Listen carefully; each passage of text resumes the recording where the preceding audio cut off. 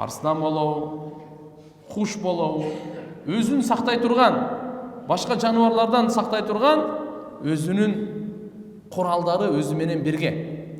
Бирок инсанга Алла субханаху ва тааля душмандан сактаныш үчүн илим берген.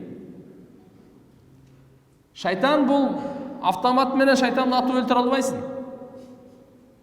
Бул ушундай душман, каргыш айтсаң дагы өлбөйт. Тәсири тийбейт сенин каргышыңдын. Тескери дуа кылсаң дагы, атомный бомба жардырсаң да шайтан өлбөйт. Бул инсан иман менен шайтандын кармашуусу Адам алейхиссаламдан тартып башталган кыямат күнгө чейин. Жөнөкөй эмес. Шайтанга каршы күрөшүү, шайтандан сактануу салих амалдар, жакшы амалдар менен гана. Ошонун эң таасирлүүсү орозо менен гана.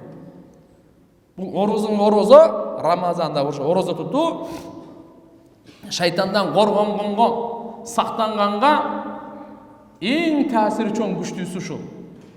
Калкан, адам мурдагы заманда кылыч менен кол салуу болсо, калкан менен коргонуу болот эле. Калкан менен тосулат эле. Өзүңүздү калкан менен коргойт элеңиз. Кудум ушундай пайгамбарыбыз айтып атат, бул орозо калкан дейт. Шайтандын, бу дүйнөдөгү шайтандан калкан, ахиретте дозоктун отунан калкан. Орозонун мааниси өтө чоң.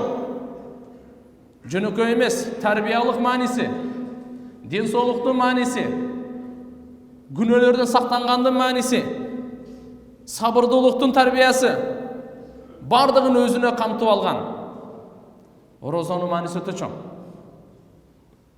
Субханаллах. Шайтан. Пайгамбарыбыз Мухаммад алейхиссалам айткан жак, шайтандан коргоно турганга бул калканды, намазды калкан деген жок. Зекетти калкан деген жок, ажылыкты калкан деген жок, садаканы калкан деген жок. Орозону калкан деп атат. Шайтандан. Анткени шайтан менен Адам алейхиссалам душманына силерге айттык.